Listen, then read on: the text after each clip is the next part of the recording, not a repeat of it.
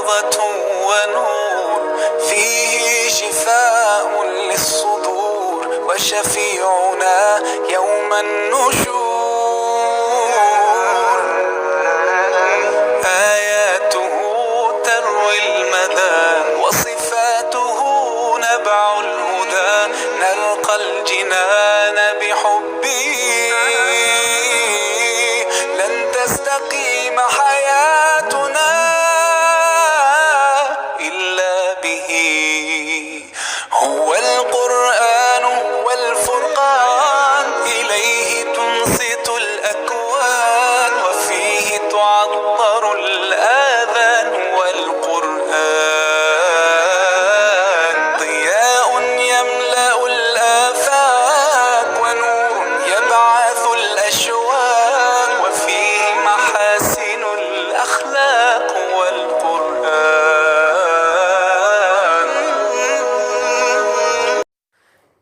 بسم الله الرحمن الرحيم. قرآنك كريمك وكتابك الله سبحانه وتعالى كسو دجيي نبي محمد صلى الله عليه وسلم كاس أو كقرآن لغة عربية. كتابك قرآنك وحو صلق إيهاي دينت إسلامك دمانتت. قرآنك كريمك وهذلك إلهي كاس أو ملك جبريل usoo gudbin jiray nabi Muhammad sallallahu alayhi wasallam waqti 23 sano ah oo ka bilaabanaysa December 22keedii sanadkii 609 Ciise dabadii waqtigaas oo nabigu ahaa 40 jir ilaa markii taariikhdu ahayd 632 Ciise dabadii oo ku beegan sanadkii nabi Muhammad sallallahu alayhi wasallam geeriyooday. sida diinta islaamku sheegtay kitaabka quraanku waa mid ugu sareeya kitaabyada ee Ilaahay ka ilaalinayo qaladka iyo musuqmaasuqa isla markaana hoggaan iyo hanuunin u ah dhammaan aadamaha ku nool dunida. kitaabka quraanka waxaa loo kala saaraa guud ahaan laba qaybood oo kala ah maki oo ah quraanka ku soo degay nabi Muhammad sallallahu alayhi wasallam intii uu magaalada Makkah joogay iyo madani oo ah quraan ku soo degay nabi Muhammad sallallahu alayhi wasallam waqti uu magaalada Madiina deganaa. intaas kuma eka qaybaha quraanku ee waxaa kitaabku u samaysan yahay nidaam loo yaqaano suurado kuwaas oo loo sii kala saaro aayado. quraanku wuxuu ka kooban yahay 114 suuradood kuwaas oo ay ugu horeeyaan suurad Faatiha macnaheedu tahay furfuritaan ama bilaabid oo ka samaysan 7 aayadood ilaa laga gaadho suurada Al-Nas oo 114 ah macnaheedu yahay dadka oo ka kooban 6 aayadood. kitaabka quraanka dhexdiisa waxaa ku xusan dhammaan taariikhda nolosha tilmaamid iyo hoggaanka wixii horay u dhacay waxa dhici doona nolosha dunida nolosha aakhiro maalinta qiyaame iyo xisaabta iyo dhammaan macluumaadka nolosha. sidoo kale Ilaahay subhanahu wa ta'ala wuxuu ugu talagalay in kitaabku noqdo mid hogaamiya nolosha dadka.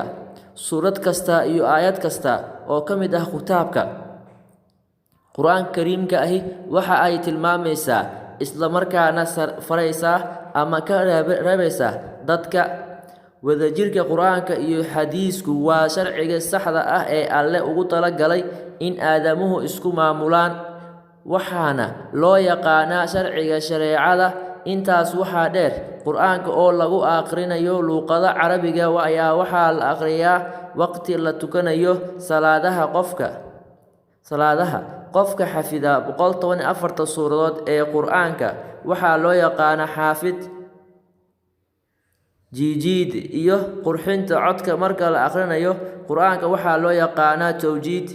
si kastaba ha ahaatee bisha Ramadaan dadka muslimiinta ahi waxay dhameystiraan aqrinta dhammaan quraanka ayagoo ku tukanaya salaada taraawiix.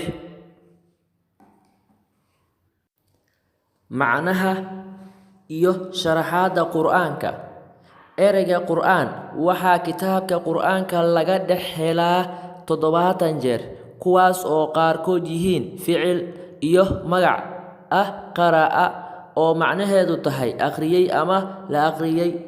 Kitaabka qur'aanka wuxuu saldhig u yahay diinta Islaamka dhammaanteed, isla markaana wuxuu kala saaraa runta iyo beenta, mugdiga iyo iftiinka, jannada iyo cadaabta, ifka iyo aakhiro.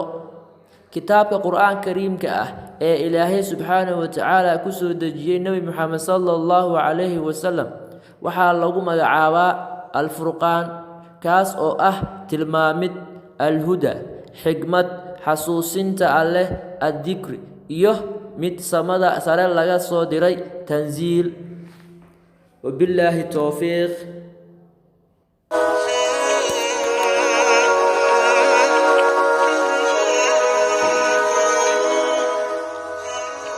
Intaas ha inoo joogto qaybtii koowaad ee qur'aanka aan uga hadlaynay. La soco qaybaha kale. Haddii muuqaalkan uu ku cajibiyay daawade, fadlan subscribe saar, like saar, asxaabtaada kan la sii wadaag. Khayrka waa in la wadaagaa. Wabillaahi tawfiiq.